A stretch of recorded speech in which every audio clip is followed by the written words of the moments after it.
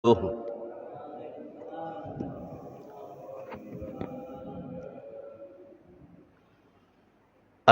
لله الذي أنزل السكينة على قلوب المؤمنين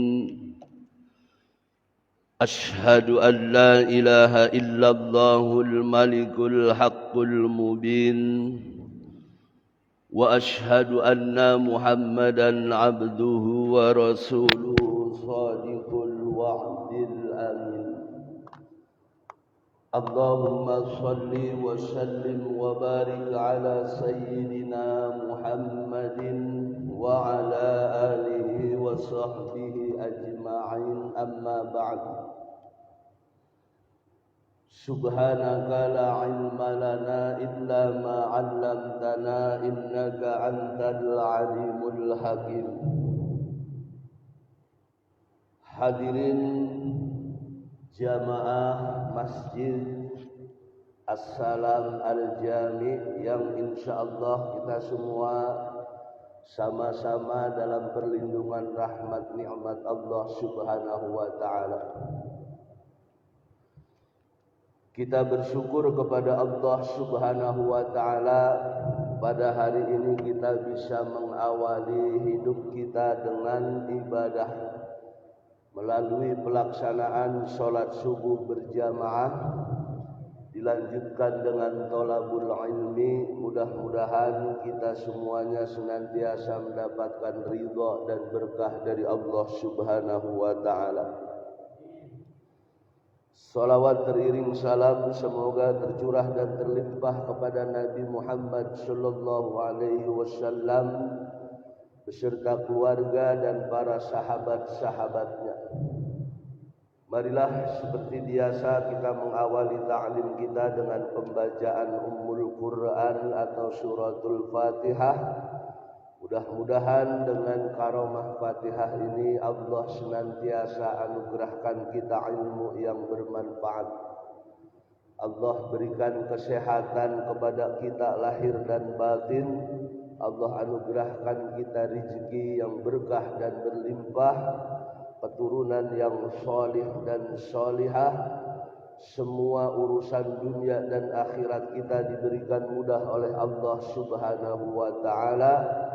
Puncaknya kita mohon kepada Allah mudah-mudahan kita kelak diwafatkan dalam keadaan husnul khatimah. Ala hadhihi niyyah wa ala kulli niyyatin salihah. Al-Fatihah. A'udzu billahi minasy syaithanir rajim. Bismillahirrahmanirrahim. Alhamdulillahi rabbil alamin arrahmanir rahim maliki yaumiddin. Iyyaka na'budu wa iyyaka nasta'in ihdinas siratal mustaqim siratal ladzina an'amta 'alaihim ghairil maghdubi 'alaihim waladdallin. Bismillahirrahmanirrahim. An Abi Hurairah radhiyallahu anhu 'anil Nabi sallallahu alaihi wasallam qala. Wa an Abi Hurairah, diriwayatkan dari sahabat Abu Hurairah, namanya Abdurrahman ibnu Sakhr Ad-Dawsi,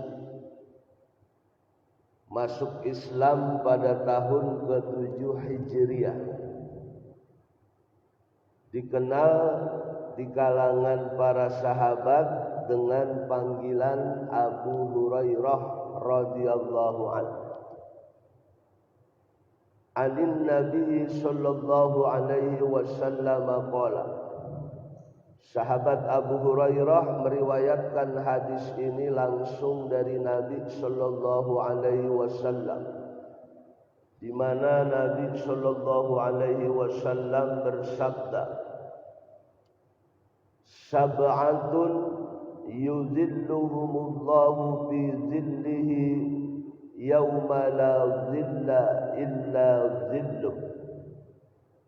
Sab'atun, ada 7 Yang dimaksud dengan 7 di sini adalah 7 golongan. Golongan ini bisa sedikit dan bisa sangat banyak tanpa batas. Yuzilluhumullahu fi zillihi. Yang 7 golongan ini akan mendapatkan perlindungan kelak pada hari kiamat, pada hari di mana tidak ada lagi perlindungan dari pihak manapun illa zilluhu, kecuali hanya perlindungan Allah Subhanahu wa taala. Jadi kelak nanti di hari kiamat, saat kita semua manusia dikumpulkan di padang mahsyar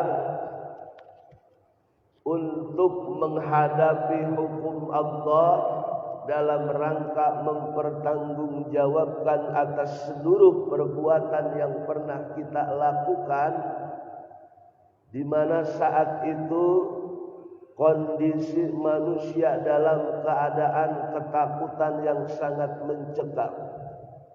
Ditambah Allah dekatkan itu yang namanya matahari persis di atas kepala. Sehingga digambarkan oleh banyak riwayat, manusia saat itu tenggelam oleh keringatnya sendiri. Dalam kondisi telanjang bulat. Sungguh pun demikian, tidak ada satupun dari kita manusia yang sempat untuk menoleh siapa di sebelah kanannya dan siapa yang ada di sebelah kiri. Kenapa? Semuanya masing-masing mengalami rasa takut yang begitu cemas dengan kondisi yang sangat tidak nyaman tersebut.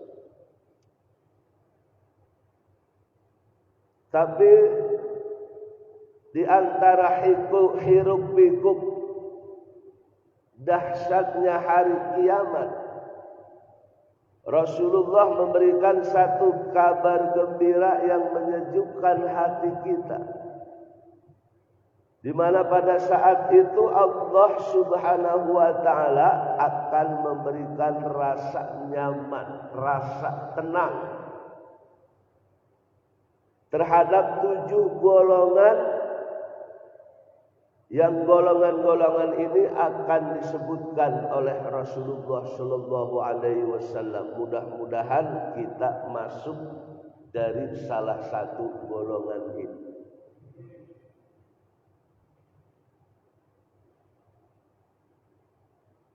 Al-Imamul Adil. Yang pertama, orang yang kelak akan mendapatkan perlindungan Allah, naungan Allah, rasa tenang, rasa nyaman di saat seluruh manusia mengalami rasa takut yang begitu luar biasa. Salah satu golongan itu yang akan mendapatkan naungan Allah, Al-Imamun Adil, pemimpin yang adil. Ini adanya di ranking pertama. Di antara sekian banyak orang-orang soleh, orang-orang baik dari hamba-hamba Allah yang akan mendapatkan naungan tersebut, ranking pertama ditempati oleh pemimpin yang adil. Karena memang pemimpin yang adil ini bisa memberikan banyak kebaikan. Setiap keputusan yang dia terapkan akan mempengaruhi kebaikan orang banyak. Sama dengan sebaliknya ketika dia membuat aturan yang merugikan banyak manusia, maka seluruh manusia yang dipimpinnya akan mendapatkan mudarat. Termasuk nilai-nilai agama, kalau pemimpin yang adil, maka dia bisa menumbuh kembangkan, memakmurkan nilai-nilai syariat agama Allah. Tapi kalau sebaliknya, justru di kekuatan itu adil. Cuma persoalannya mencari seorang pemimpin yang adil, apalagi di zaman kondisi seperti sekarang ini. Orang mencari figur atau sosok pemimpin yang adil laksana orang mencari sebatang jarum di padang rumput yang begitu luas. Susah. Jadi bukan golongan ulama yang ahli ibadah, yang ilmunya luas, alim, bukan. Yang pertama rankingnya adalah pemimpin yang adil. Cuma susah orang ketika diberikan amanah dalam bentuk jabatan, dia bisa berlaku adil, ini susah. Makanya rankingnya nomor 1.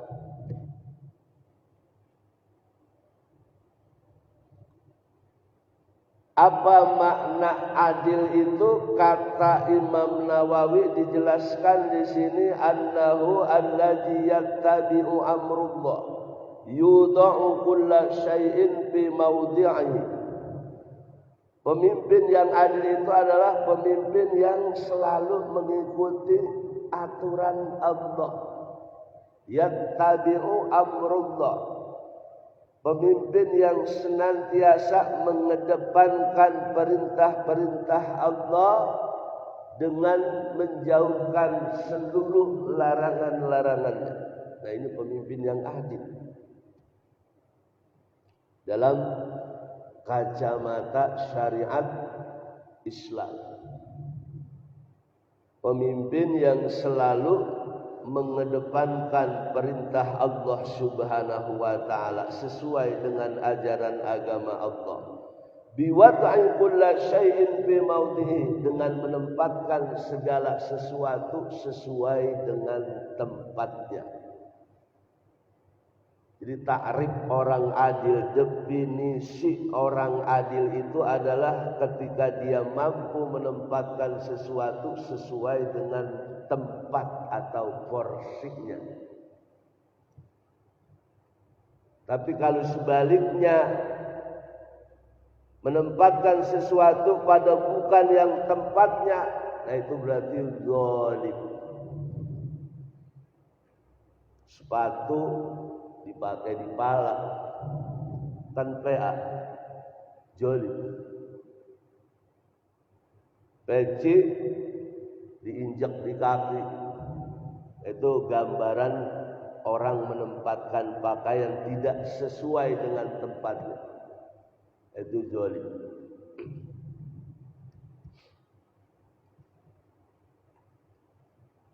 Jadi ranking pertama orang yang kelak akan mendapatkan perlindungan Allah adalah pemimpin yang adil. Yang kita sekarang kesulitan mencari yang namanya pemimpin yang adil. Apalagi proses orang jadi pemimpin ini sekarang lewat trik-trik, manuver-manuver yang sifatnya kebohongan, manipulasi.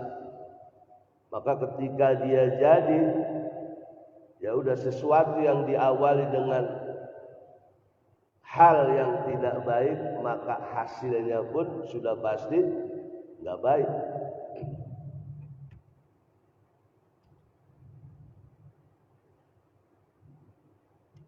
Tapi zaman sahabat banyak pemimpin-pemimpin yang adil, yang manfaatnya bisa dirasakan oleh banyak orang.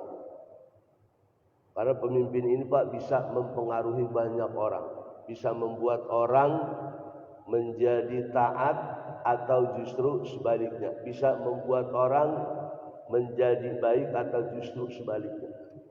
Jadi punya pengaruh yang besar pemimpin. Wa syabun nasa'a fi ibadatillah. Yang kedua, Golongan yang akan mendapatkan perlindungan Allah pada hari kiamat nanti saat manusia semua dikumpulkan di padang mahsyar dalam kondisi ketakutan yang sangat mencekam.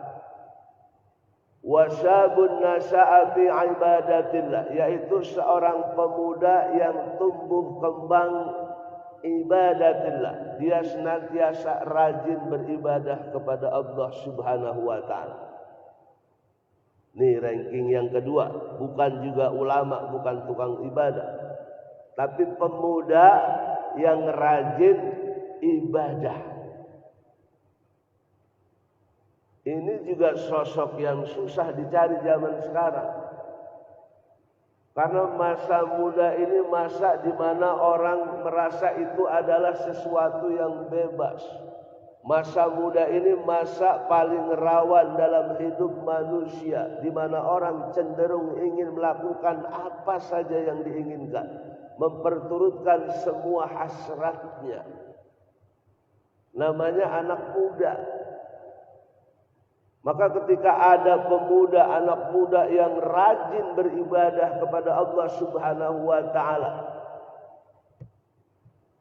demennya nuntut ilmu, ke majelis-majelis taklim, sholat berjamaah. Jadi kalau ada pemuda yang model kayak gini, Masya Allah, kita sangat merindukan sosok yang kayak gini. Dialah orang yang berhak untuk mendapatkan perlindungan Allah Subhanahu wa taala, yang dari muda udah rajin ibadah hatta tubiya, sampai mati. Kalau orang tua umurnya udah aki-aki rajin ibadah, itu mah wajar, udah wajib, udah mau mati. Kata orang Betawi, abang kan udah mau mati masih maksiat baik. Wajar. Ini anak muda dengan masa-masa yang mereka menganggap hidup ini adalah kebebasan untuk melakukan sesuatu. Tapi dia arahkan hatinya, pikirannya, badannya untuk mengikuti syariat ajaran agama Allah. Dia realisasikan dengan senantiasa beribadah kepada Allah Subhanahu wa taala. Ini yang luar biasa. Kalau orang tua ahli ibadah itu biasa, anak muda ahli ibadah luar biasa. Makanya sosok inilah dan menjadi ranking kedua dari golongan di antara 7 golongan orang-orang baik hamba Allah yang beruntung, yang akan mendapatkan pertolongan Allah Subhanahu wa taala. Jarang kita nemuin pemuda kayak gini, anak muda. Yang banyak kita temuin anak muda tukang nyekekin botol, nenteng gitar, wah udah segala macam. Apalagi zaman sekarang.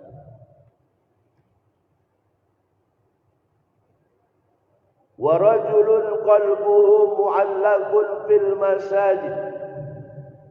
Yang ketiga, golongan yang akan mendapatkan naungan Allah pada hari kiamat nanti adalah wa rajulun qalbuhu, laki-laki yang hatinya mu'allaqun, selalu terpaut, bergantung, merasa butuh bil masajid, dengan masjid.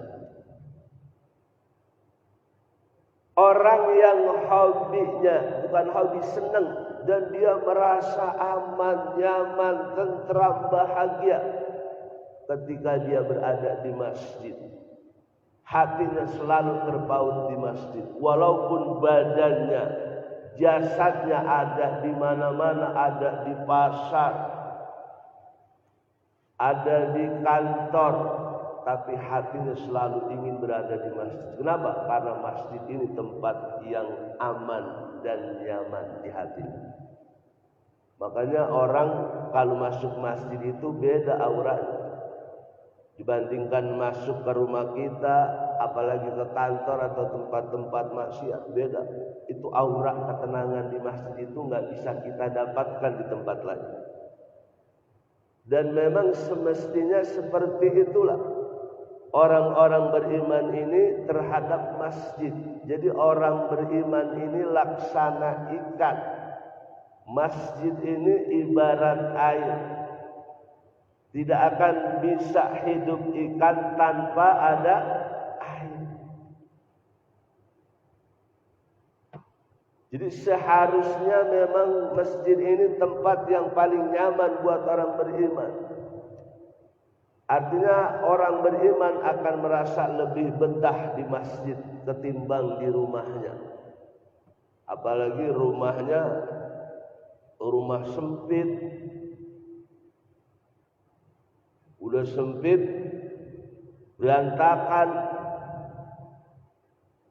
ibarat perumahan namanya RS 16 ada. Rumah sangat sederhana sekali sehingga saking sempitnya sampai selonjoran saja susah. Sampingnya sawah sepetak. Itu berapa kali S?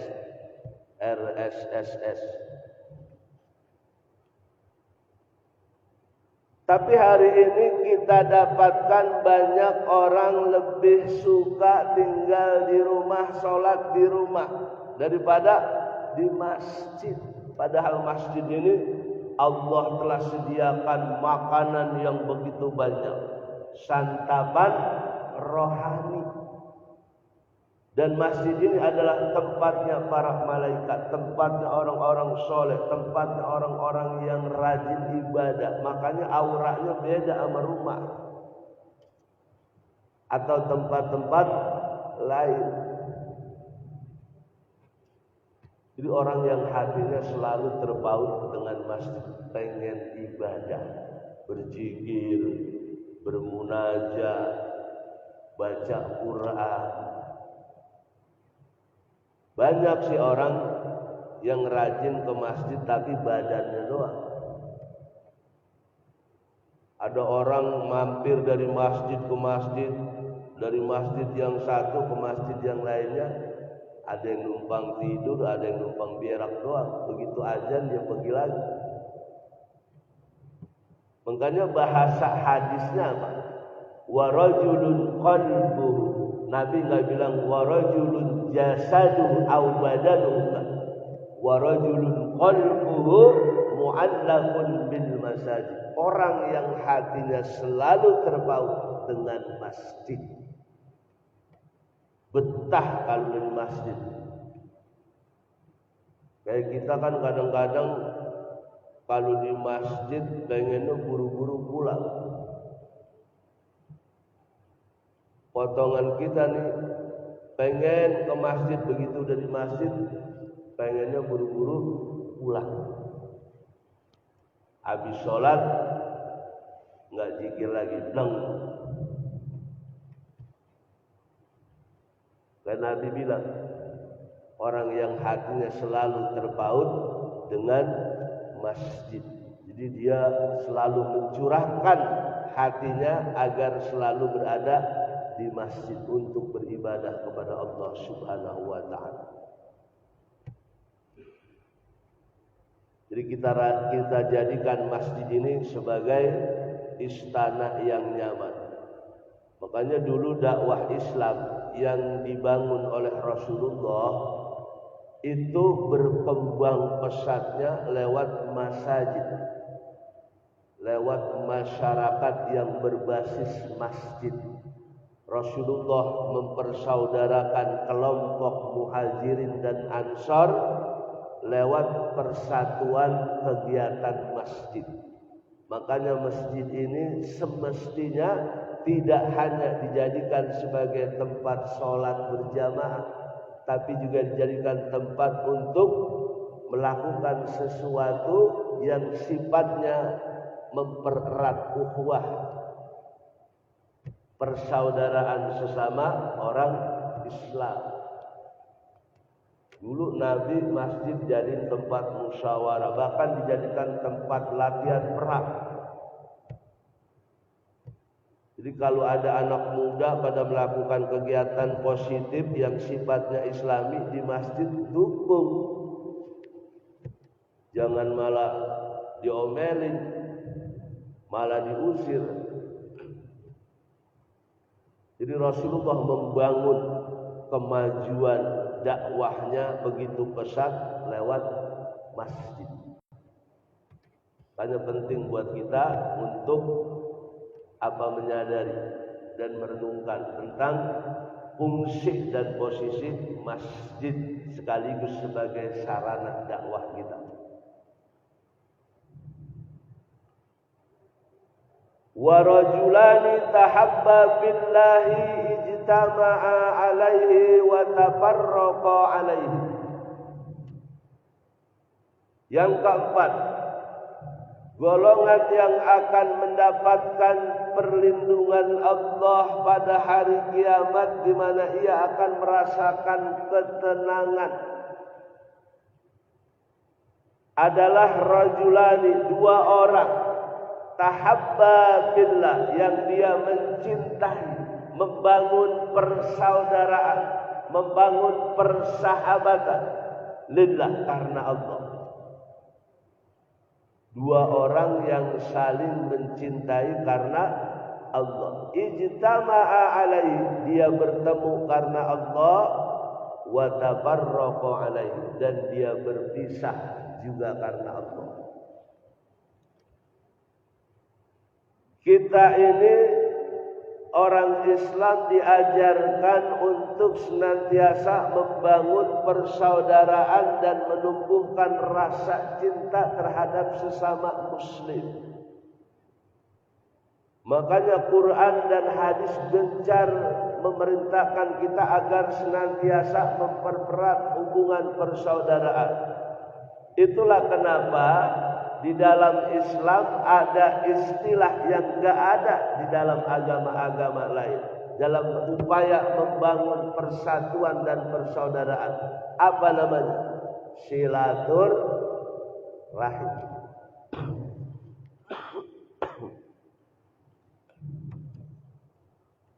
Silah itu kan artinya nyambung. Rahim artinya kasih sayang. Karena memang agama Islam ini dibangun atas dasar kasih sayang, atas dasar cinta. Makanya Allah mengutus Rasulullah Muhammad, orang yang sangat kasih sayang, welas asih, orang yang sangat cinta kepada sesama, sehingga dakwah beliau ini begitu condong dan cenderung dengan sikap kasih sayang, bukan dengan kebencian, bukan dengan kekerasan, bukan dengan mudahnya orang merendahkan orang lain, termasuk dengan kalimat-kalimat bid'ah dan sebagainya. Enggak kayak gitu Nabi model dakwahnya, kasih sayang. Jangankan terhadap sesama muslim, terhadap orang kafir pun beliau ketika menyentuh dakwah hati manusia begitu elok dan elastis dengan akhlaknya yang mulia. Maka kita dapatkan dalam sejarah, dalam kitab-kitab sirah dan riwayat, banyak orang-orang kafir yang awalnya memusuhi beliau, tapi lambat laun dengan sentuhan akhlak beliau yang mulia, akhirnya mereka berbondong-bondong masuk Islam dengan sukarela. Kenapa? Melihat keindahan akhlak dan kasih sayang Rasulullah. Semestinya begitulah orang Islam berdakwah, bukan dikit-dikitnya lain, bukan dikit-dikit menghukumkan orang lain kafir dan sebagainya. Nah ini orang yang selalu membangun persaudaraan, rasa cinta, persahabatan yang dia bangun karena Allah. Nah inilah yang akan mendapatkan perlindungan Allah Subhanahu wa ta'ala. Makanya kita ini orang Islam enggak semestinya ada yang berantem, bermusuhan satu sama lain. Kenapa? Ini nasihat Nabi. Kita disuruh membangun kasih sayang persaudaraan karena Allah. Berjumpa karena Allah. Dia datang jauh-jauh menuju rumah sahabatnya karena dia cinta kepada sahabatnya. Yang cinta itu didasari dengan kebaikan. Sama-sama orang yang suka dengan kebaikan. Dan ini mesti kita dalam mencari teman itu adalah orang yang baik. Karena teman ini punya pengaruh besar terhadap jiwa dan akhlak kita. Biar kata kita ini orang baik asalnya dari pesantren, kalau salah bergaul bisa jadi bandar narkoba.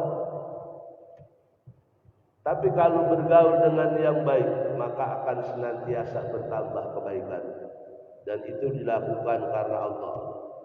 Kita ke rumah teman, niat silaturahmi karena Allah, itu ibadah yang pahalanya sangat besar. Bahkan Allah perintahkan kepada malaikat ketika ada orang pergi melakukan safar perjalanan dengan tujuan untuk bersilaturahmi kepada sahabat, keluarga atau saudara, Allah akan naungi rahmat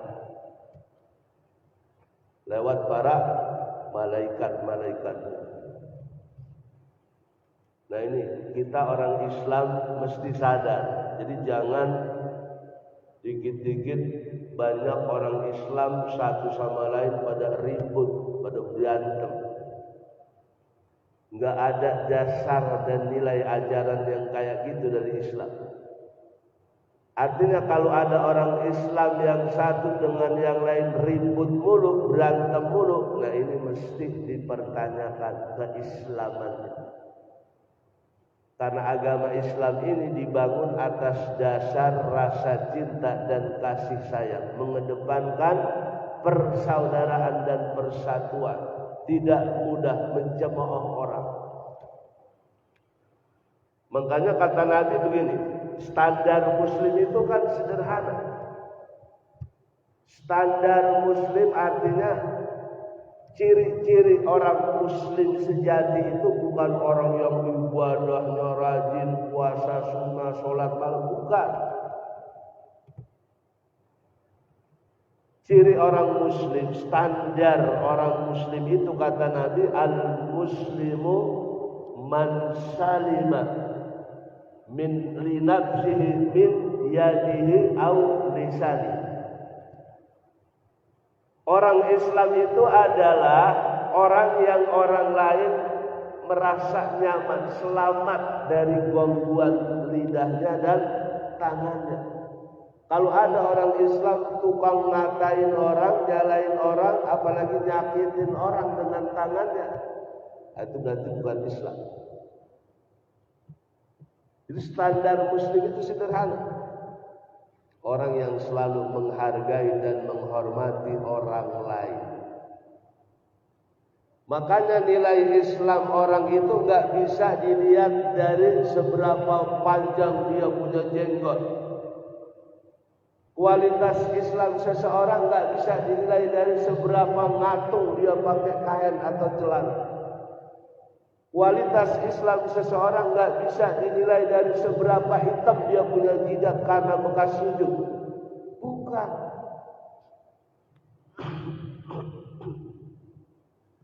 Tapi kualitas muslim seseorang adalah seberapa dekat dia beribadah kepada Allah Subhanahu wa taala dan seberapa banyak dia mampu memberikan manfaat terhadap sesama muslim. Itulah Islam. Bukan karena sorbannya yang gede mengengser cirinya, bukan. Tapi orang yang selalu menghormati dan menghargai, mengasihi dan menyayangi sesama muslim. Itulah Islam.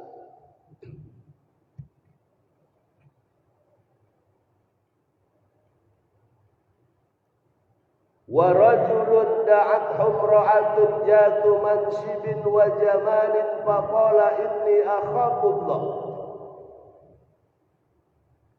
Kemudian yang kelima, orang yang akan mendapatkan perlindungan Allah pada hari kiamat nanti adalah warajul, laki-laki, da'athum ra'atun, yang diajak, dibujuk, dirayu oleh seorang wanita atau perempuan.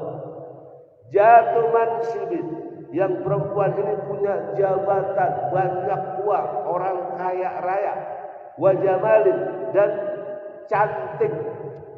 Faqala, lalu dia menolak dengan jawaban inni akhafullah, saya takut kepada Allah.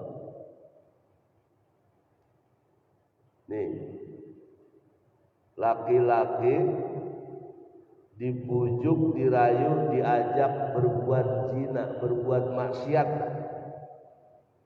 sama perempuan, orang kaya, duitnya banyak, punya jabatan, orangnya cantik, bohai, itu diajakin berbuat dosa oleh perempuan, dia bilang, dia tolak, inni akhafullah, saya takut kepada Allah. Ada nggak orang model begini?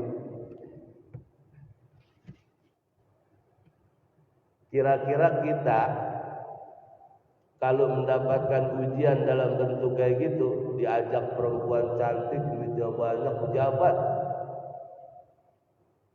kita bisa nolak?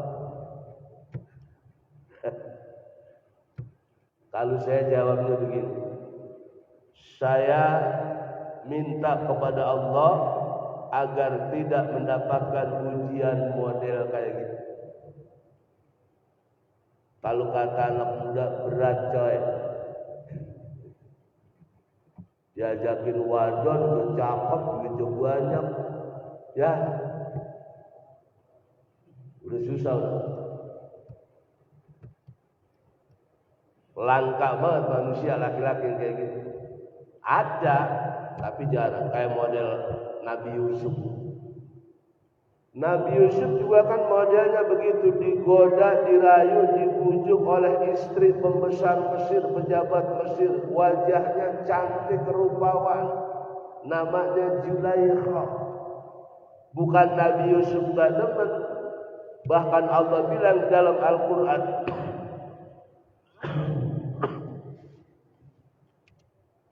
Allah menggambarkan hati Nabi Yusuf terhadap Zulaikha, walaqad hammat bihi wa hammat biha. Nabi Yusuf tertarik dengan kecantikan Zulaikha. Apalagi Zulaikha emang dia yang mulai. Tapi ketika dijebak di dalam kamar, Nabi Yusuf sudah enggak melihat mukanya lagi, dia ingat Allah. Makanya pastabaqal bab, kita baca Quran surat Yusuf ayat berapa? 33 32. Mereka berlomba-lomba meraih pintu. Nabi Yusuf meraih pintu supaya dia keluar dari kamar.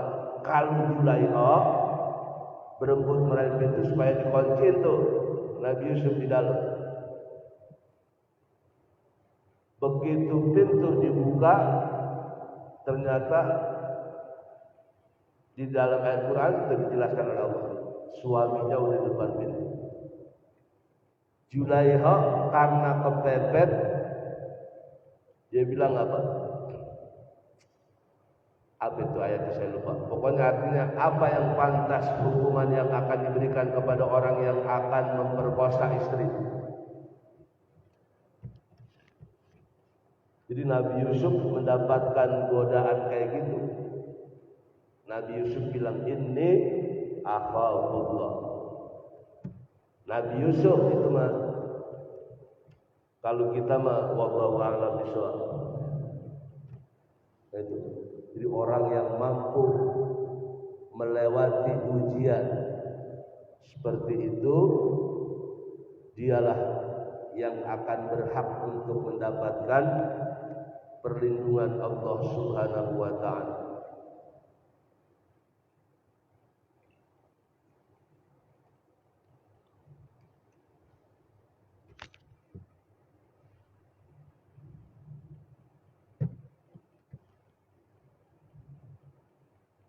wa rajulun tasaddaqa bi shadaqatin fa akhfaha hatta la ta'lama shimaluhu ma tunfiqu yaminuhu. Yang keenam nih, golongan yang akan mendapatkan naungan Allah pada hari kiamat, wa rajulun tasaddaqa bi shadaqatin, orang yang bersedekah, yang sedekahnya dia lakukan fa'akhfaha, dengan sembunyi-sembunyi, rahasia. Bukan pengen orang pada tahu, yang bisa menimbulkan sifat riya, tapi justru dia rahasiakan sedemikian rupa agar tidak ada satupun orang tahu tentang sedekahnya. Hatta la ta'lama shimaluhu ma tunfiqu yaminuhu. Sampai-sampai saking rahasianya dia bersedekah, kata Nabi, diibaratkan tangan kirinya nggak tahu apa yang dilakukan tangan kanan. Jadi sedekah rahasia itu bahasa majazi, seperti orang yang melakukan sesuatu dengan tangan kanannya, tangan kirinya nggak tahu. Ini bahasa majazi, bahasa kinayah, bahasa kiasan. Bukan berarti orang sedekah itu tangannya diginiin, bukan. Pokoknya dia berusaha sedekahnya jangan sampai orang tahu. Kenapa? Karena orang kalau merahasiakan amal baik, apalagi sedekah, ini akan jauh dari sifat riya. Hatinya akan dilindungi dari sifat sombong. Walaupun memang nggak semua sedekah itu mesti rahasia. Ada juga yang baik sedekah itu kita pamerkan dengan niat untuk ngajak orang lain yang pelit, yang dia juga bisa. Tapi tetap dengan niat lillah. Karena memang urusan lillah ini bukan yang berindikasi dia merahasiakan sedekah atau menunjukkan, tapi masalah ikhlas ini adalah urusan hati. Tapi yang terbaik ketika kita bersedekah, bagaimana caranya agar kita jangan sampai ketahuan orang, supaya jauh dari riya, supaya kita melakukan itu dengan ikhlas, yang klimaksnya akan menghasilkan pahala yang begitu dahsyat, luar biasa. Karena memang sedekah ini amalan yang paling dahsyat. Nabi Musa pernah nanya sama Allah, ya Allah, amalan apa yang paling hebat, yang pahalanya paling besar? Nabi Musa nyangkanya sholat atau puasa, tapi ternyata bukan itu. Apa? Sedekah, kata Allah. Kalau sholat nih, kita sholat, ngaji, puasa itu buat diri kita dewek, nggak punya implikasi efek buat orang lain. Tapi kalau sedekah, efeknya, manfaatnya bisa dirasakan banyak orang. Tuh, makanya sedekah ini ibadah yang paling hebat. Dan Nabi sendiri bilang, dalam hadis yang lain Nabi bersabda, kullu mri'in fi dhilli shadaqati. Setiap orang nanti pada hari kiamat akan berlindung di balik sedekahnya. Dan kalau kita baca Quran surat Al-Munafiqun ada tuh ayat 10. Orang kebanyakan kalau mau dicabut ajalnya, kalau mau mati, ketika dicabut nyawanya, dia bilang, Rabbi lalla akhartani ila ajalin qarib. Ya Allah, tundalah, tahanlah ajal saya sedikit saja. Itu orang minta ditunda nyawanya, ajalnya buat apa? Bukan pengen sholat, pengen haji atau ngaji, bukan. Fa'as-saddaqu, agar saya bisa bersedekah. Wa akum minas sholihin, dan saya masuk dalam golongan orang-orang yang sholeh. Karena sedekah ini bukti kesolehan, bukti iman seseorang. Jadi orang yang bersedekah dengan ikhlas, yang dia lakukan sembunyi-sembunyi, bukan justru dipamerkan, apalagi kalau nggak disebutkan namanya dia marah. Nah, orang yang ikhlas bersedekah dengan sembunyi-sembunyi dialah yang akan mendapatkan perlindungan Allah Subhanahu wa taala. Wa rajulun dzakarallaha khalian fafadat ainahu. Yang ketujuh terakhir, orang yang akan mendapatkan naungan Allah Subhanahu wa taala adalah wa rajulun dzakarallah. Orang yang berzikir kepada Allah, orang yang selalu ingat Allah, khalian, dalam kondisi sepi, saat dia menyendiri, ketika larut malam, saat orang terlena dan terlelap dengan tidur dan mimpinya masing-masing, dia bangun, dia ambil air wudhu, dia sholat sunnah, dia zikir kepada Allah. Ketika dia zikir, fafadat ainahu, menetes air matanya karena dia ingat dosanya yang begitu banyak.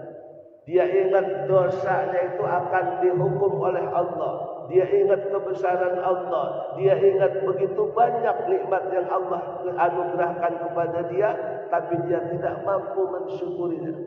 Ketika berzikir saat kondisi sepi, tanpa terasa netes air mata. Nabi pernah bilang, satu tetes air mata yang keluar dari mata orang yang takut kepada Allah, itulah yang akan melindungi dia dari jilatan api neraka. Dan nilainya, air mata yang keluar dari mata orang yang takut kepada Allah, itu lebih berharga dari apapun. Jadi kita sekali-sekali begitu, bangun malam, zikir, ingat dosa kita, istighfar, netes air mata kita dengan kesadaran hati kita sendiri, nggak dipaksakan, nggak dibuat-buat. Ketika istighfar, astagfirullah rabbal baraya, netes air mata. Ini air mata yang kayak gini yang akan melindungi kita dari api neraka. Banyak sih kita yang lagi sepi pada nangis. Cuman nangisnya nangisin gak punya beras, besok sekolah belum bayaran bocah. Jadi orang yang menangis karena takut kepada Allah, dialah yang kelak akan mendapatkan naungan dan perlindungan Allah Subhanahu wa taala. Muttafaqun alaih. Hadis ini diriwayatkan oleh Imam Bukhari dan Imam Muslim. Mudah-mudahan kita semuanya masuk dalam golongan ini, atau paling tidak masuk di antara satu di antara 7 golongan itu. Al-Fatihah. A'udzubillahi minasyaitonir rajim. Bismillahirrahmanirrahim. Alhamdulillahi rabbil alamin, arrahmanir rahim, maliki yaumiddin. Iyyaka na'budu wa iyyaka nasta'in. Ihdinas siratal mustaqim. Shiratal ladzina an'amta 'alaihim ghairil maghdubi 'alaihim waladdallin. Astaghfirullahal azim, astaghfirullahal azim, astaghfirullahal azim, wa lakal hamdu ya ma'bud. Bismillahirrahmanirrahim. Alhamdulillahi rabbil alamin. Allahumma salli wa sallim wa barik ala sayyidina Muhammadin wa ala ali sayyidina Muhammad. Allahumma inna nas'aluka ilman nafi'an wa nas'aluka rizqan tayyiban wa nas'aluka amalan mutaqabbalan. Rabbana atina min ladunka rahmah wa hayyi' lana min amrina rasyada. Allahumma aslih zata bainina, Allahumma adlib baina qulubina. Rabbana atina fid dunya hasanah wa fil akhirati hasanatan wa qina adzaban nar wa adkhilna al jannata ma'al abrar ya aziz يا غفار يا رب العالمين فصل اللهم بجمالك وجلالك على سيدنا محمد وعلى آله وصحبه أجمعين بقول سبحان ربك رب العزة عما يصفون وسلام على المرسلين والحمد لله رب العالمين والسلام عليكم ورحمة الله وبركاته.